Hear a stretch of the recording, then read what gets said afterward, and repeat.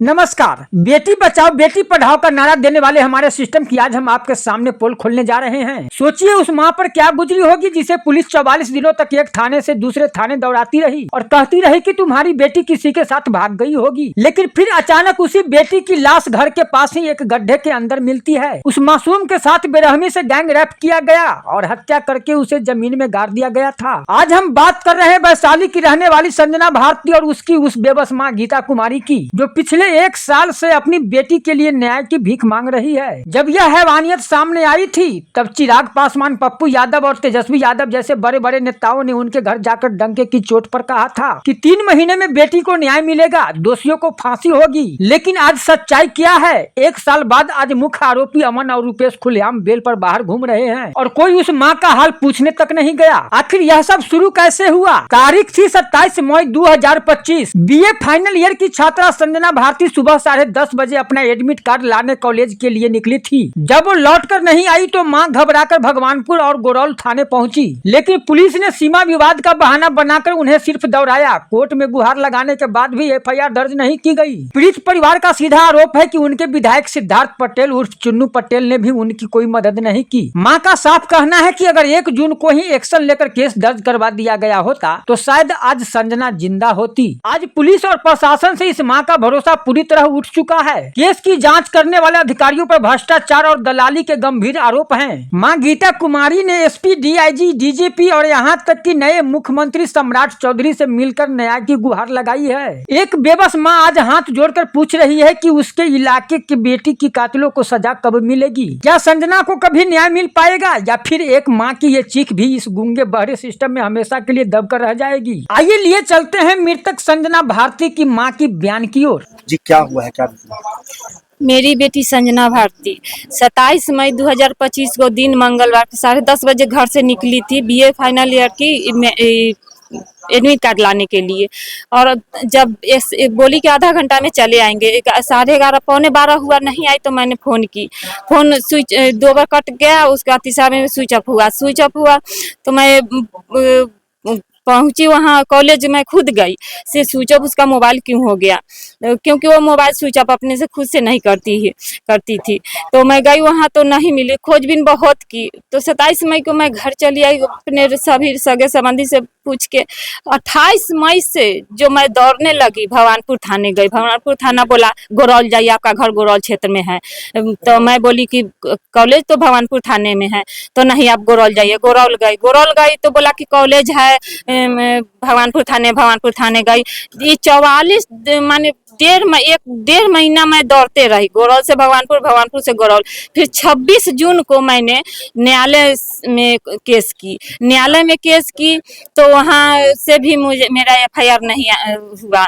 मैं जब 28 जुलाई को भी मैं दोनों थाने गई, गोरौल और भगवानपुर, तो बोला कि नहीं एफआईआर हुआ। जब 10 जुलाई को मेरी बेटी का शव मेरे ही घर से कुछ दूरी पे चौर में मिलता है, उसके बाद मुझे एफआईआर होता है मेरे केस को। कितने दिन बाद मिलता है? 44 दिन बाद लॉकेट से पहचान होती है उस बॉडी का। इतनी बेरहमी से मेरी बेटी को गैंग रेप करके मारा गया और गड्ढे में गाड़ा गया। उसके बाद मैं पुलिस प्रशासन से अधिक लगाई कि चलो अब बॉडी मिला। मैं भी बोली कि अब आप लोग कहते कि भाग गई आपकी बेटी, अब तो मुझे न्याय दिले, जल्लाद सबको फांसी दिलाइए। बोला कि सब हो जाएगा, लेकिन कुछ नहीं हुआ। मैं माननीय मुख्यमंत्री जी के यहाँ गई, डीजीपी सर के यहाँ गई, एसपी सर के यहाँ, डीआईजी सर के यहाँ गई, डीएसपी सर के यहाँ गई। मैंने हम कोई ऐसा जगह नहीं गई से झूठा होगा कि मैं नहीं गई, लेकिन मुझे कहीं से न्याय नहीं मिला। पुलिस प्रशासन से तो मैं दौड़ते दौड़ते भरोसा उठ गया है। पुलिस प्रशासन से मुझे कोई न्याय नहीं मिलने वाला है। कौन था? सत्येंद्र कुमार सत्यार्थी, वो तो सफाई एकदम, वो मेन जरिया वही है। सत्येंद्र कुमार सत्यार्थी वही कुंडली मार के बैठा, वो इतना पैसा कमा रहा है, घूसखोरी का वो अथी पहन ले है, बढ़ती के आर में वो इतना अथी कर रहा है, दलाली कर रहा है। अच्छा, ये 1 साल हो गए हैं। 1 साल में कितने आरोपियों की गिरफ्तारी हुई? 2 आरोपी का गिरफ्तारी हुआ, दोनों बेल पर है। ऐसा केस में कोई सुनता है तो कहता है कि ऐसा केस में इतना जल्दी बेल हो जाएगा। चार्जशीट में और डायरी में वो कुछ अथी नहीं किया उसके खिलाफ।